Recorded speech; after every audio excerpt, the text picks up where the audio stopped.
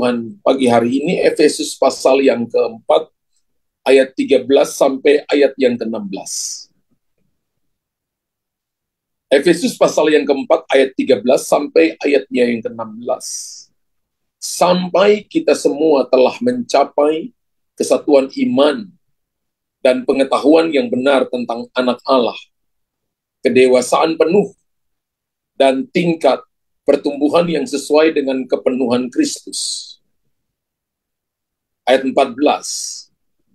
Sehingga kita bukan lagi anak-anak yang diombang-ambingkan oleh rupa-rupa angin, pengajaran, oleh permainan palsu manusia, dalam kelicikan mereka yang menyesatkan.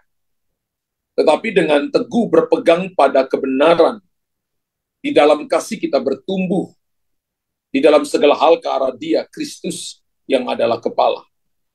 Daripadanya lah seluruh tubuh yang rapi tersusun dan diikat menjadi satu oleh pelayanan semua bagiannya.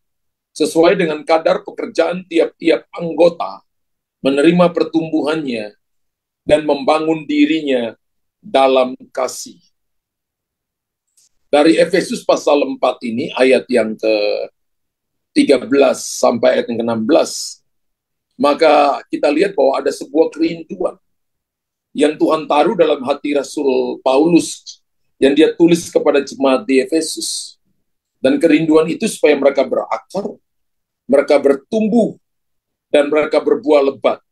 Sekalipun pertumbuhannya itu berdasarkan tentang pekerjaan kadar, pekerjaan tiap-tiap anggota. Tapi yang Tuhan mau adalah saudara dan saya harus berakar, bertumbuh, bukan cuma sekedar bertumbuh, tapi Tuhan mau supaya kita berbuah lebat. Dan hidup orang percaya harus melalui 3 tahapan, yaitu yang tadi seperti saya katakan, dia harus berakar, dia harus bertumbuh, dan dia harus berbuah. Bapak Ibu katakan, saya harus berakar, saya harus bertumbuh, dan saya harus berbuah. Amin. Berakar itu berarti memiliki dasar yang kuat. Kalau kita bilang kita berakar, maka kita harus memiliki dasar yang kuat. Dan dasar kita yang kuat adalah Tuhan Yesus sendiri. Kalau kita bilang kita bertumbuh, maksudnya adalah kita membangun kerohanian kita. Dalam kehidupan doa, baca firman Tuhan, melakukan firman Tuhan, mengampuni orang lain, itu artinya Anda bertumbuh. Melupakan kesalahan masa lalu artinya Anda bertumbuh. Anda meninggalkan cara-cara hidup yang lama, lalu Anda mulai hidup dalam tantanan firman Tuhan. Itu namanya kita bertumbuh. Jadi bertumbuh itu adalah kita membangun kerohanian kita. Sedangkan berbuah itu apa? Berbuah itu adalah kita mendapatkan atau meraih sebuah keberhasilan. Kita mau poinnya kita 100. Dan ketika Anda 100, dapat 100, artinya Anda sedang berbuah. Artinya berbuah itu perlu usaha, perlu pengejaran, perlu ketekunan, perlu konsistensi. Saya nggak percaya bahwa kalau kita mau dapat hasil yang bagus, maka kita hanya cuma main-main, tidak pernah belajar, tidak pernah lakukan sesuatu, lalu berharap hasil yang bagus. Saya percaya nggak akan mungkin terjadi. Kalau kita mau hasilnya baik, kita berbuah, berarti itu namanya Anda meraih keberhasilan. Tidak ada orang yang sukses tanpa sebuah perjuangan, kan kira-kira begitu. Karena itu kita belajar, hal yang pertama adalah berakar. Amin. Berakar dulu. Kekristenan itu adalah membangun ke dalam lebih dulu, baru berdampak keluar. Ya, tidak banyak orang yang memuji akar. Banyak orang memuji buahnya. Ketika makan buah mangganya manis, wow, buahnya manis. Jarang saudara puji akar ya. Karena akar tidak kelihatan. Tapi itulah yang penting, saudara. Membangun ke dalam lebih dulu, baru berdampak keluar. Ya, akar itu sangat penting. Kenapa sangat penting? Sebab itu akan mempengaruhi apakah sebuah pohon nantinya dapat berbuah atau tidak. Kalau akarnya tidak masuk ke dalam tanah, dan akarnya tidak menembus lapisan-lapisan tanah, dan mendapatkan sumber air, saya percaya jangan mengharapkan buah. Kalau saudara dan saya, akar itu gambaran tentang kehidupan rohani kita, kehidupan doa kita, kehidupan ibadah kita. Kalau Bapak Ibu malas ibadah, malas berdoa, malas baca Alkitab, jangan berharap ada buah. Jangan berharap ada buah. Tapi kalau Bapak Ibu rajin berdoa, rajin ibadah, Bapak Ibu adalah pelaku firman Tuhan, mengasihi Tuhan, maka kita akan melihat perkara-perkara besar. Kalau kita bicara tentang berakar, maka ada 3 hal yang seharusnya menjadi akar atau dasar dalam kehidupan kekristenan kita. Ya, ada 3 hal yang menjadi akar, ada 3 hal yang harusnya menjadi dasar dalam hal kekristenan kita. Maka dasar yang pertama atau akar yang pertama adalah Tuhan Yesus sendiri, Yesus Kristus. Yesus adalah dasar dari segala sesuatu. Amin. Tidak ada dasar lain yang dapat kita membangun di atasnya selain dasar Yesus Kristus. Dalam Lukas pasal 4 ayat 1 dan ayat yang kedua, Yesus yang penuh dengan Roh Kudus kembali dari sungai Yordan, lalu dibawa oleh Roh Kudus ke padang gurun. Di situ ia tinggal 40 hari lamanya dan dicobai iblis. Selama di situ ia tidak makan apa-apa, dan sesudah waktu itu ia lapar. Lompat ayat 14 dan ayat 15. Tolong multimedia agak cepat ya. Ya. Lompat ayat 14 dan 15. Dalam kuasa Roh, kembalilah Yesus ke Galilea, dan tersiarlah kabar tentang dia di seluruh daerah itu. Sementara itu ia mengajar di rumah-rumah ibadat di situ dan semua orang memuji dia. Dikatakan bahwa Yesus yang penuh dengan Roh dibawa ke padang gurun oleh Roh Kudus untuk berdoa dan berpuasa selama 40 hari dan 40 malam. Dan dengan kuasa Roh, Alkitab berkata ia mengajar mereka dalam rumah-rumah ibadat. Ketika kita penuh dengan Roh dan berdoa puasa, maka kita akan memiliki kuasa. Amin. Katakan, saya akan memiliki kuasa. Ya. Akan memiliki kuasa. Di dalam rumah ibadat, Yesus membaca ayat dalam Alkitab, ayat yang ke-16 yang tadi kita baca. Kalau Bapak Ibu perhatikan, ya, dari Lukas pasal 4, ayat yang ke-16. Ia datang ke Nazaret, tempat ia dibesarkan, dan menurut kebiasaan pada hari Sabat, ia masuk ke rumah ibadat lalu berdiri, hendak membaca dari Alkitab. Firman Tuhan itu sangat penting, Bapak Ibu. Karena manusia hidup bukan hanya dari roti saja, tapi dari setiap firman yang keluar dari mulut Allah. Amin. Ulangan pasal yang ke-8 ayat yang ke-3 berkata, jadi ia merendahkan diri, merendahkan hatimu, membiarkan engkau lapar dan memberi engkau makan mana yang tidak kau kenal, yang juga tidak dikenal oleh nenek moyang. Ulangan 8 ayat yang ke-3. Untuk membuat engkau mengerti bahwa manusia hidup bukan dari roti saja, tapi manusia hidup dari segala yang diucapkan Tuhan. Dari ayat ini, Bapak Ibu dan saya nangkap sesuatu. Roti itu bukan cuma roti yang bisa Anda makan, roti itu apa yang bisa dunia tawarkan kepada saudara, harta, kekayaan, kedudukan. Manusia tidak hidup hanya dari itu. Tapi Tuhan berkata manusia hidup dari setiap firman yang keluar dari mulut Allah. Ketika kita berakar di dalam Tuhan Yesus, maka saya percaya bahwa setiap saat Tuhan akan memimpin kita kepada ayat dari firman Tuhan, pada ayat yang ke-7, 17 maksud saya, dari ayat yang ke-17, dari Lukas pasal 4 ayat yang ke-17. Boleh tunjukkan ayatnya?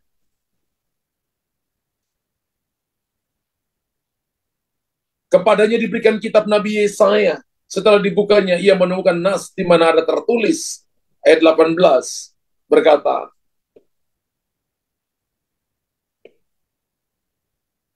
Roh Tuhan ada padaku oleh sebab ia telah mengurapi aku untuk menyampaikan kabar baik kepada orang-orang miskin, dan ia telah mengutus aku. Wow. Untuk memberitakan, boleh langsung, untuk memberitakan tahun rahmat Tuhan. Ayat 19. Tolong ditampilkan.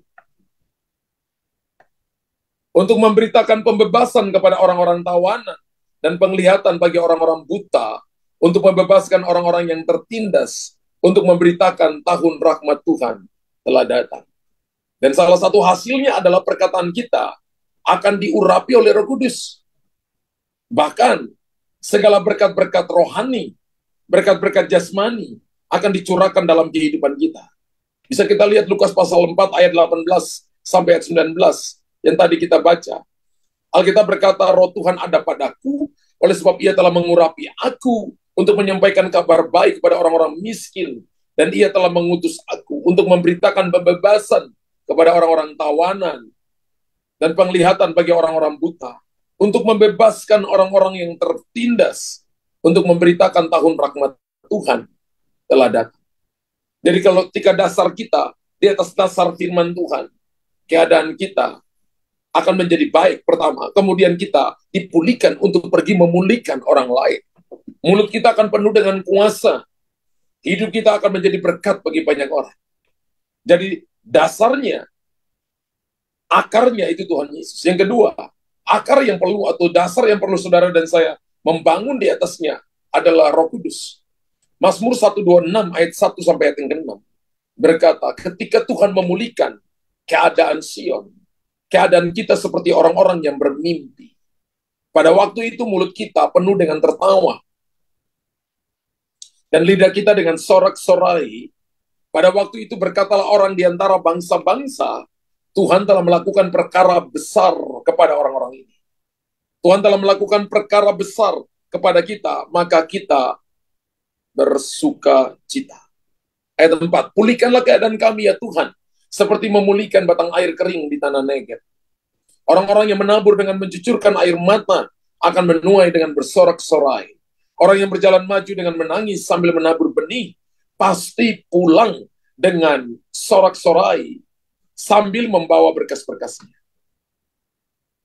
Mazmur 126 ayat 1 sampai 6 dikatakan bahwa orang yang menabur dengan mencucurkan air mata dan yang berjalan maju dengan menangis pasti akan menuai dengan sorak-sorai. Apabila kita hubungkan ayat ini dengan Roma 8 ayat 26, Roma 8 ayat 26, demikian juga Roh membantu kita dalam kelemahan kita. Hari ini Bapak Ibu sedang dalam masalah, dalam pergumulan, tapi tetap berdoa, tetap ibadah, tetap percaya kepada Tuhan, itu seperti orang yang berjalan menabur dengan mencucurkan air mata. Dan Roma 8:26 berkata, Roh membantu kita dalam kelemahan kita.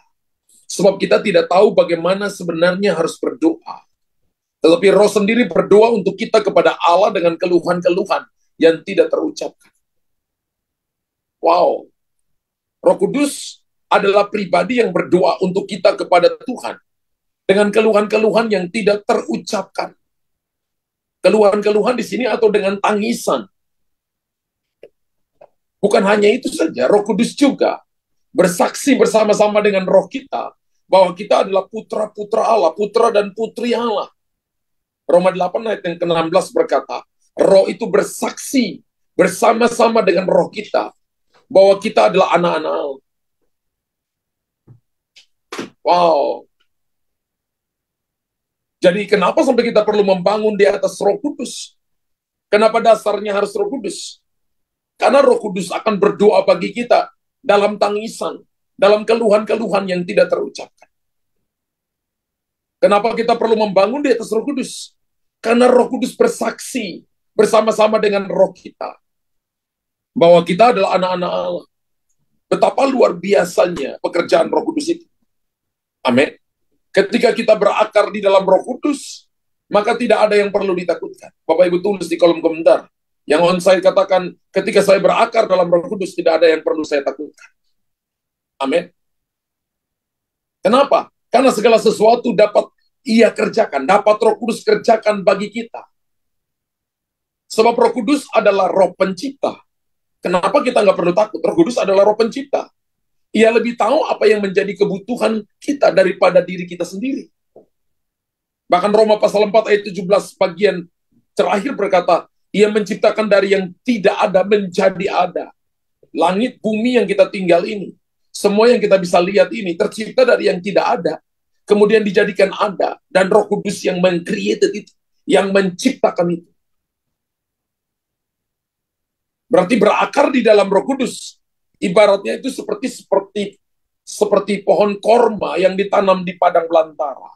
Jadi pohon korma itu selalu, petani korma itu, kalau dia tanam benih korma, biji korma, maka dia menggali kurang lebih 45 cm ke dalam tanah, kemudian dia memasukkan benih korma itu ke dalam tanah, kemudian dia menaruh di atas lubang itu setelah ditutup dengan pasir, maka dia harus menaruh batu di atas lubang yang tadi dia gali itu. Kenapa dia harus menaruh batu di atasnya? Karena bisa tiba-tiba datang angin puting beliung. Kalau tidak ditaruh batu di atasnya, maka tidak akan ada benih korma yang tumbuh, karena benihnya akan tumbuh dibawa oleh angin ke tempat lain. Ketika ditaruh batu di atasnya, maka hal yang pertama dilakukan oleh benih korma ini adalah kulitnya mulai terkelupas, lalu akarnya mulai masuk, menembus lapisan tanah, dia mencium air, menembus lapisan tanah, dan ketika dia menemukan sumber air di dalamnya, maka dia melilitkan akarnya pada batu itu, akar dalam batu itu di dalam tanah karena temukan sumber air. Lalu tunas kecil keluar. Ketika tunas kecil keluar, batu yang menghalangi di atas tiba-tiba pecah. Kekuatan daripada Anda menemukan sumber, maka tidak ada penghalang yang bisa Anda terobos, yang tidak akan bisa Anda terobos. Anda akan menerobos penghalang. Namanya Baal Prasim. God's breakthrough. Tuhan yang menerobos. Makanya rindukan Bapak Ibu dan saya dibaptis Roh Kudus. Karena ketika Anda dibaptis Roh Kudus, Anda akan melihat begitu banyak terobosan-terobosan rohani yang akan terjadi. Itu yang saya katakan berakar di dalam Roh Kudus. Ibaratnya seperti pohon korma yang ditanam di padang belantara. Dan ketika dia tumbuh, buahnya tuh nanti manis ketika dia berbuah. Padahal itu padang gurun gesang, saudara. Tidak ada kehidupan. Tapi karena akarnya sudah ketemu dengan sumber, dia bisa melewati padang gurun yang panas waktu siang dan kedinginan di waktu malam. Tapi dia tetap akan menghasilkan buah yang manis. Akar pohon korma akan terus merambat ke dalam sampai bertemu dengan sumber air sebelum ia bertunas. Dan Bapak Ibu tahu bahwa air adalah gambaran dari Roh Kudus. Amin. Tuhan kita disebut dengan Bapa. Kata Bapa pernah saya katakan bahwa berasal dari bahasa Suria atau Mesir adalah Abba, Bapa. Tapi kata Bapa dari bahasa Ibrani itu dipakai dua huruf A dan B, Ab, yang artinya riso, sumber. Doa Bapa kami dalam Matius pasal 6, Bapa kami yang ada di sorga. Kalau kata Bapa diganti dengan sumber, maka berbunyi sumber kami yang ada di sorga. Air adalah gambaran dari Roh Kudus. Dan kita harus berusaha untuk bertemu dengan Roh Kudus. Yaitu dengan dipenuhkan dengan Roh Kudus setiap hari. Jadi Bapak Ibu dan saya jangan puas dengan apa yang hari ini Tuhan kerjakan dengan Anda. Berusahalah untuk tiap hari dipenuhi Roh Kudus. Dan saya percaya untuk berakar di dalam Roh Kudus memang akan menjumpai banyak tantangan. Tetapi kita harus tetap bertekun. Amin. Banyak tantangan, tapi kita harus tetap bertekun. Salah satu teman saya, dia bersaksi, teman pendeta, dia bersaksi bahwa salah satu pekerjaannya itu punya pergumulan, terutama di dalam bisnisnya. Bahkan sampai akhirnya mau makan pun mereka sulit makan, padahal mereka adalah orang yang diberkati. Habis, orang-orang kepercayaan dia membawa lari uang mereka, bahkan teman-teman, rekan kerja mereka juga tidak mengembalikan uang dari hasil yang seharusnya dia miliki. Dia udah minta. Di tengah-tengah masa-masa pandemi itu, masa-masa yang sulit, dan mereka tidak mengembalikannya. Sampai sekarang mereka tidak mengembalikan. Dan teman saya ini stres. Untuk makan pun mereka harus hitung dengan baik. Dan kemudian dia datang kepada gembalanya. Dan dia cerita semuanya sambil menangis. Dan gembalanya berkata, pulang ini jangan berdoa dengan akal budi, tapi mulai berdoalah dengan Roh Kudus. Berdoa dengan bahasa roh. Dan dia katakan, oke Pak Gembala. Mulai itu dia pulang, dia diajak istrinya, ajak anak-anaknya masih kecil. Lalu mereka suami istri berdoa dengan anak-anak setiap pagi, berdoa dengan bahasa roh setiap hari 1 jam. Mereka lakukan itu mungkin sekitar 6 bulan lebih. Dan tiba-tiba Tuhan buka mereka pintu. Terobosan mulai terjadi. Bisnis yang selama ini mandek tiba-tiba mulai bergeliat kembali. Orang yang selama ini bawa lari uang mereka mulai katakan kami sudah transfer uang kamu, dan mereka dipulihkan. Dia bingung, dia datang kepada gembalanya, dia katakan, Pak Gembala, saya bingung. Saya hanya melakukan apa yang Pak Gembala katakan, saya hanya berdoa dalam bahasa roh. Saya juga tidak mengerti artinya apa. Tapi saya hanya berdoa. Saya hanya taat melakukan seperti yang Pak Gembala suruh. Yehezkel dalam penglihatannya mengenai sungai yang keluar dari bait suci. Ingat bahwa sungai bicara tentang pergerakan Roh Kudus. Saya pernah khotbahkan ini. Ketika Yehezkel disuruh masuk ke dalamnya, disuruh ukur, maka airnya sampai di mata kaki, berdiri di atas firman Tuhan. Masuk lagi diukur, berdiri sampai di lutut, kehidupan doa. Orang yang dipenuhi Roh Kudus suka dengan firman, dan itu diukur oleh Tuhan. Orang yang penuhi Roh Kudus suka dengan kehidupan doa. Setan tidak akan pernah menjatuhkan kita lebih daripada doa kita. Orang yang dipenuhi Roh Kudus suka berbuah, karena ukuran yang ketiga sampai di pinggang. Pinggang itu rahim, koilia. Bahasa Ibraninya itu rahim. Tempat melahirkan. Suka membawa jiwa. Suka membawa orang datang kepada Tuhan. Untuk mereka diselamatkan. Suka membawa mereka bukan cuma kepada Tuhan, tapi mereka dibaptis, mereka diselamatkan, mereka diajarkan. Kemudian mereka berbuah lebat bagi Tuhan. Dan Tuhan mau, saudara dan saya, harus ada sebuah peningkatan. Bukan cuma berakar, tapi bertumbuh dari mata kaki ke lutut, lutut ke pinggang, dan kemudian masuk ke 4 kali, sudah tidak lagi bisa berjalan karena air itu sudah menutupinya. Artinya kita dalam setiap langkah kehidupan kita, hidup kita ini dikuasai oleh Roh Kudus. Kita harus lebih mendalam lagi di dalam Roh Kudus.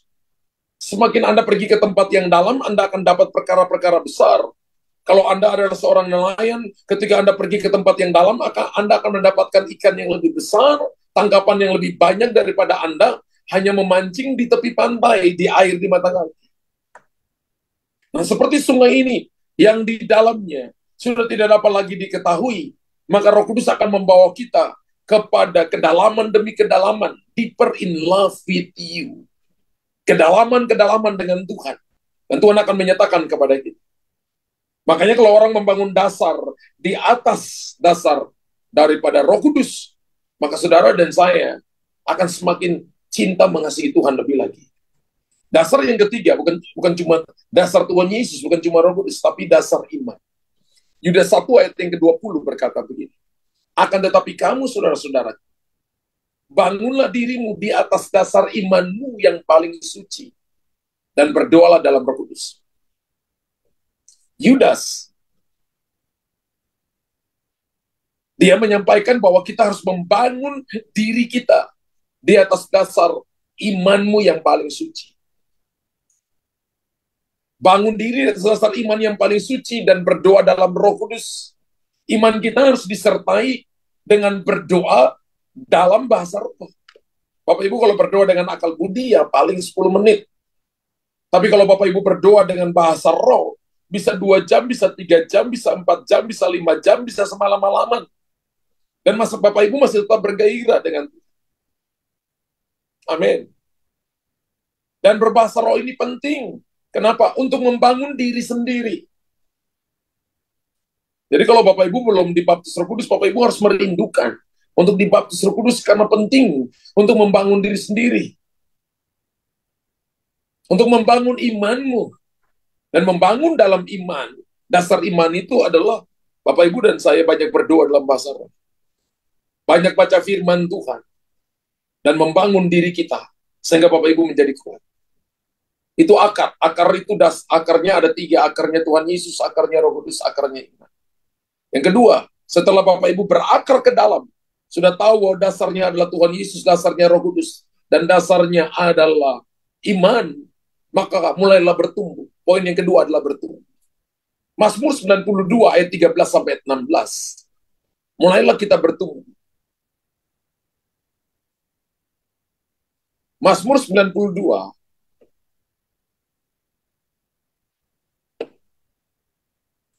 ayat yang ke-13.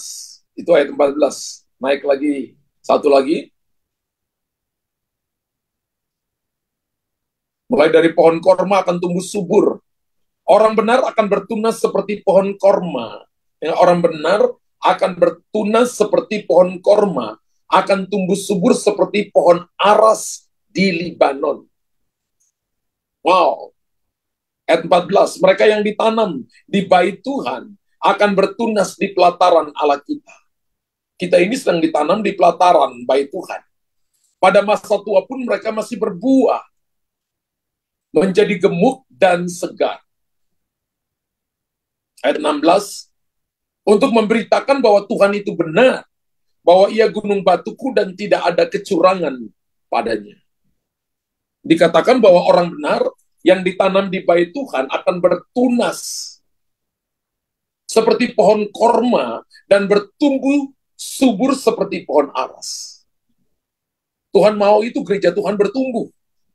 Tuhan mau ini kita di jemaat GBI Christ Kingdom Family GBI CKF ini bertumbuh. Orang yang tidak bertumbuh itu selalu hidup dengan masa lalunya. Orang yang tidak bertumbuh itu selalu fokus kepada diri sendiri. Tapi orang yang bertumbuh itu tujuannya bukan cuma untuk dirinya. Tujuannya supaya orang lain bisa menikmati hidupnya. Dan Alkitab berkata bahwa tubuh kita ini adalah bait Roh Kudus yang akan bertumbuh subur, bertumbuh hijau, dan lebat. Amin. Tuhan mau supaya saudara dan saya bertumbuh, karena kita ini adalah bait Tuhan. Firman Allah berkata kita ditanam di pelataran Allah kita, dan akan bertumbuh seperti pohon korma. Yesus pun ketika hidup di dunia ini sebagai manusia bertumbuh, Alkitab katakan dia bertumbuh makin besar dan bertambah hikmatnya dan makin dikasihi oleh Allah dan manusia. Tuhan Yesus ketika di bumi, Alkitab mencatat dengan jelas bahwa dia bertumbuh makin besar. Bukan cuma bertumbuh secara fisik, tapi bertumbuh secara roh, bertumbuh secara iman, bertumbuh di atas dasar Roh Kudus, dipimpin untuk Anda dan saya masuk di dalam hal-hal yang namanya supernatural. Dan kunci agar dapat bertumbuh adalah kita harus mau diproses. Ada banyak orang yang tidak mau diproses, tapi mau berbuah. Nggak mungkin. Kita nggak boleh jadi orang Kristen kekanak-kanakan, Bapak Ibu. Yang hanya cuma mau hasilnya, tapi nggak mau prosesnya. Ingat bahwa Tuhan itu menikmati proses. Hasil itu Tuhan sediakan. Tapi Tuhan lebih menikmati proses. Yohanes Pembaptis, dia diproses di padang gurun. Makannya itu adalah, dikatakan makannya adalah belalang. Belalang itu sebenarnya sejenis buah, saudara. Ya, kalau di Indonesia modelnya seperti buah asam begitu ya. Asam Jawa, seperti itu modelnya. Dia harus warna kuning dulu, baru kita ambil bijinya, buka bijinya dan makan. Dan kalau kita akan makan itu manis. Dan Yohanes itu tinggal di padang gurun. Makannya belalang dan minumnya madu hutan. Di proses kita akan dapat mengetahui apa yang menjadi kehendak Tuhan. Kapan waktu Tuhan, kapan cara Tuhan akan terjadi dalam kehidupan kita. Jadi kita tidak maksa diri kita, sesuka-sukanya kita. Atau kita tidak memperalat Tuhan untuk tujuan kita. Nggak boleh. Kekristenan harus ada dalam rule kendali Tuhan. Kan tadi saya jelaskan bahwa ketika kita dibangun di atas dasar Roh Kudus ada ukurannya. Mata, kaki, lutut, pinggang, sampai akhirnya ditutupi oleh aliran air itu. Dengan diproses, maka kita akan dapat mengetahui apa yang menjadi kehendak Tuhan.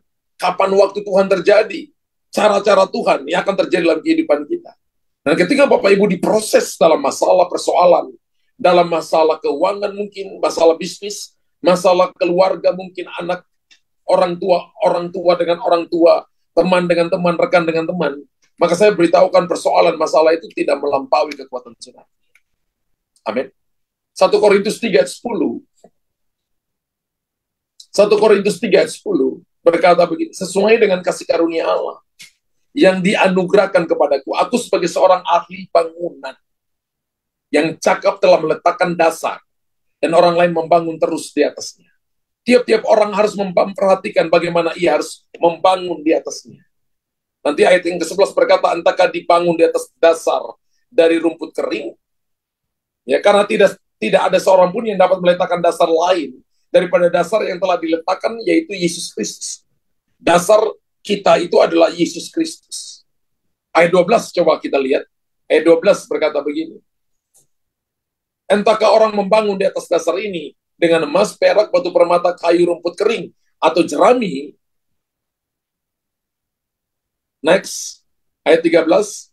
Satu saat nanti, sekali kelak pekerjaan masing-masing orang akan nampak, karena hari Tuhan akan menyatakannya. Sebab ia akan nampak dengan api, dan bagaimana pekerjaan masing-masing orang akan diuji oleh api. Dan kalau kita lihat dalam Matius pasal 3 ayat 11, ada 3 baptisan kan. Yohanes berkata, aku membaptis kamu dengan air sebagai tanda pertobatan. Tapi ia yang lebih dahulu daripadaku akan membaptis kamu dengan Roh Kudus dan dengan api. Jadi ada baptisan, namanya baptisan api, pergumulan persoalan hidup saudara dan saya. Haleluya.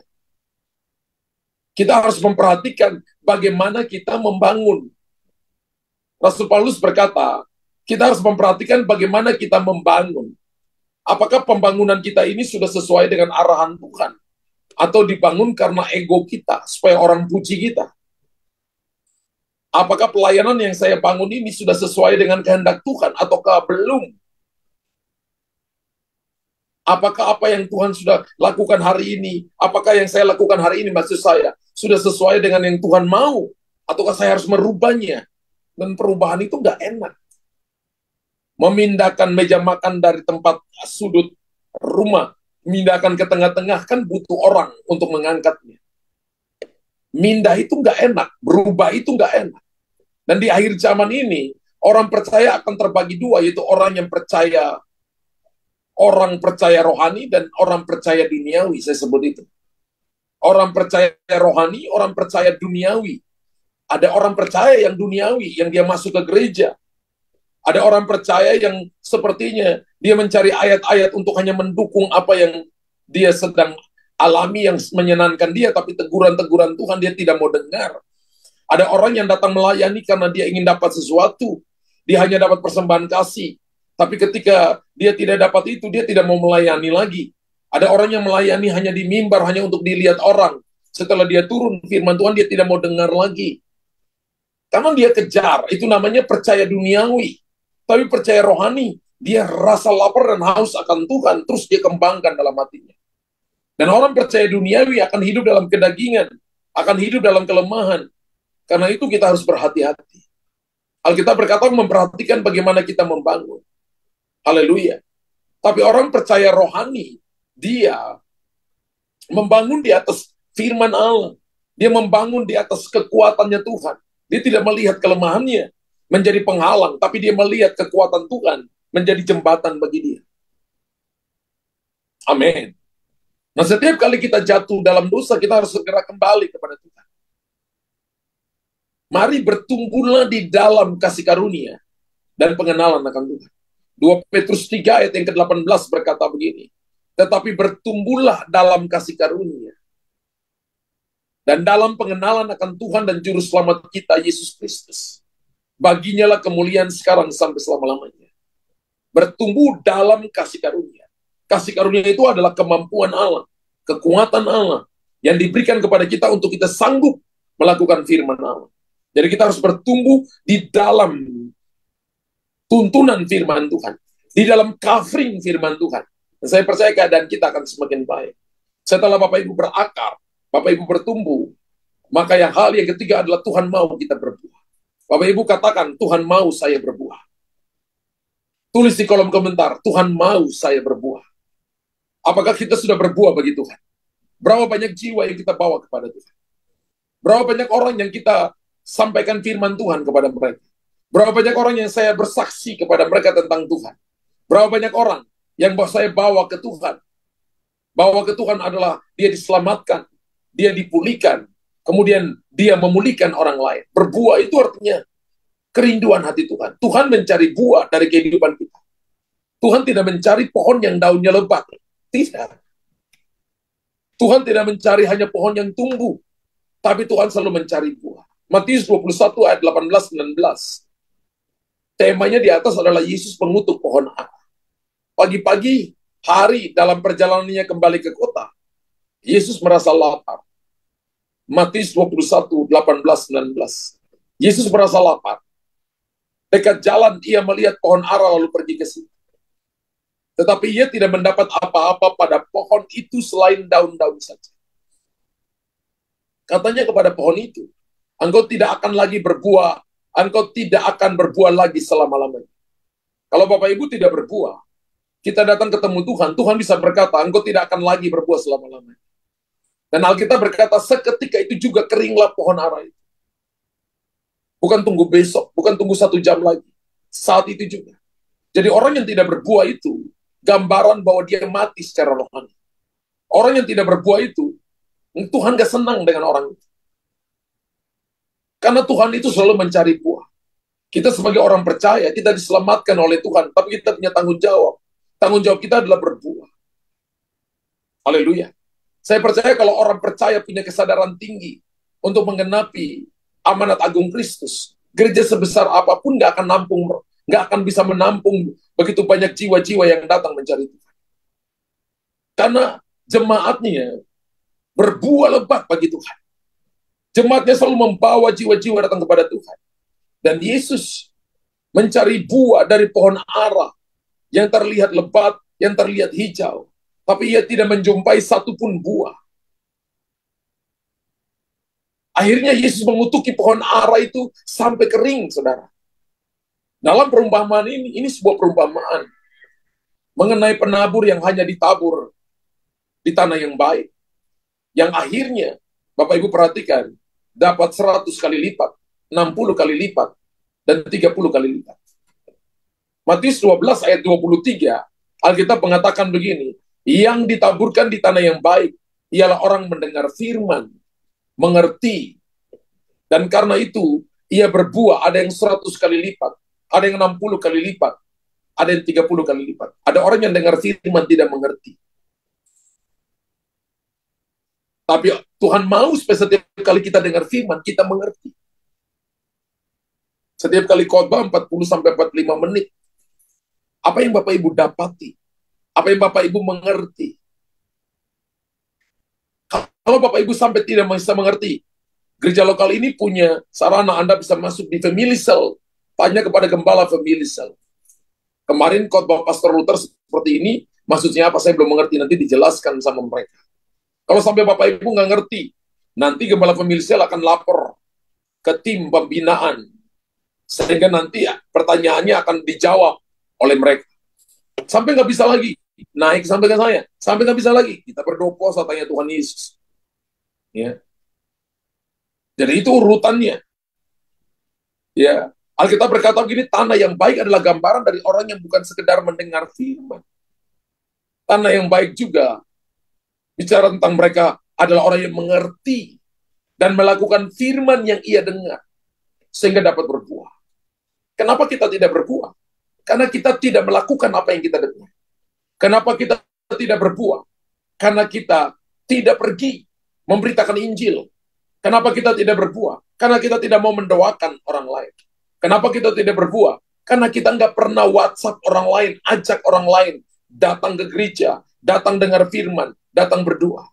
Ketika Bapak Ibu lakukan itu dan orang menolak, maka Tuhan memperhitungkan tindakan-tindakan kita sebagai tindakan kebenaran. Satu waktu nanti kerinduan di hatimu, ingat kerinduan hati Tuhan adalah tidak ada orang yang binasa. Tapi kerinduan hati Tuhan supaya semua orang diselamatkan. Berbuah juga berbicara mengenai berkat yang mengejar kehidupan kita. Dan Tuhan mau Anda dan saya diberkati. Tapi Tuhan juga mau saudara dan saya memiliki hati yang baik. Hati yang baik itu, hati itu kardia bahasa Yunaninya. Baik itu hupotasso, hati yang taat. Taat itu mendengar, melakukan. Taat itu tidak banyak alasan, tidak banyak banyak perdebatan. Tapi taat itu adalah percaya bahwa apa yang Tuhan katakan ini harus saya lakukan. Maka kita akan berakar, bertumbuh, dan berbuah lebat bagi Tuhan. Gereja lokal ini punya fokus setiap kota. Ada 300 pemimpin, 300 family cell, dan 3.000 jiwa. Minimal. Itu minimal. Bagaimana itu bisa terjadi? Kita harus mendengarkan arahan Tuhan melalui gembala. Lalu bukan cuma dengar, tapi kita melakukan. Kalau enggak satu waktu ketika Tuhan datang kepada kita dan tidak menemukan buah, maka kita akan dikutuki dan kita menjadi kering, tidak pernah berbuah lagi. Kita ini ibarat pohon yang ditanam di tepi aliran sungai. Atau kita ibarat pohon yang di tepi, yang ditanam di tepi, di pelatarannya Tuhan. Atau apakah kita seperti pohon ara? Pohon ara gambaran gereja. Pohon ara gambaran gereja. Pohon zaitun itu adalah gambaran Israel. Dan Tuhan datang cari pohon ara dan tidak menemukan buahnya. Hari ini kalau hari ini Tuhan datang temukan saudara, berapa banyak buah yang Anda sudah hasilkan bagi Tuhan? Berapa banyak orang yang saudara sudah bawa kepada Tuhan? Berapa banyak orang yang Anda doakan untuk dia diselamatkan? Berapa banyak orang yang pernah Anda beritakan firman kepada mereka? Kalau belum pernah satu orang pun hari ini bertobat. Dan kita pastikan bahwa kita mau berakar, kita mau bertumbuh, dan kita mau berbuah lebat bagi Tuhan. Tuhan memberkati saudara. Bapa di sorga, terima kasih untuk siang ini. Hamba sudah menyampaikan di siang hati, materaikan firman. Kami bukan cuma mendengar, tapi kami pelaku firman. Kami mau berakar di dalam Yesus, berakar dalam Roh Kudus, berakar dalam iman. Dan kami mau bertumbuh, menghasilkan buah-buah lebat. Sebab ranting tidak akan bisa berbuah kalau dia tidak bisa tercacak pada pokoknya. Kami mau tetap dekat dengan Engkau, tertanam dalam Engkau, dan bertumbuh berbuah lebat. Kami tidak mau menjadi pohon ara yang dikutuki oleh Engkau. Tapi ketika Engkau datang menemui kami semakin berbuah lebat, supaya dalam hal itu nama Tuhan dipermuliakan. Bapa di sorga, materaikan firman-Mu. Dalam nama Yesus Tuhan, kami berdoa dan mengucap syukur. Haleluya. Haleluya. Sebelum kita memberikan persembahan, kita satu dalam doa. Tuhan Bapa dalam surga, datang bersyukur dan berterima kasih atas segala kebaikan Tuhan yang saat ini Tuhan kami bersyukur Engkau masih memberikan kepada kami kesempatan untuk masuk di dalam hadirat-Mu. Kami datang merayakan akan hari perhentian-Mu. Terima kasih Tuhan. Sudah mendengarkan juga kebenaran firman-Mu yang disampaikan oleh Bapak Gembala kami. Biarlah firman Tuhan senantiasa menjadi rema di dalam hidup kami, jadi pelita pada kaki kami dan terang bagi setiap jalan kami. Terima kasih Tuhan, berkati Bapak Gembala, Ibu Gembala dan keluarga. Biarlah mereka senantiasa intim dengan Engkau. Manapun Engkau tempatkan mereka untuk melayani Tuhan, Engkau berkati senantiasa, sehingga banyak jiwa-jiwa yang diselamatkan. Terima kasih Tuhan. Berkati jemaat-Mu Tuhan, baik itu yang ada di Zoom, Facebook, dan YouTube. Tuhan berkati kami semua Tuhan, biarlah kami boleh senantiasa mengingat akan kasih Tuhan di dalam kehidupan kami. Bentar kami akan memberikan persembahan, berkati semua kami Tuhan, biarlah kami boleh melakukan hanya seturut dengan kehendak-Mu. Terima kasih Tuhan Yesus, di dalam nama-Mu Tuhan kami berdoa dan mengucap syukur. Amin.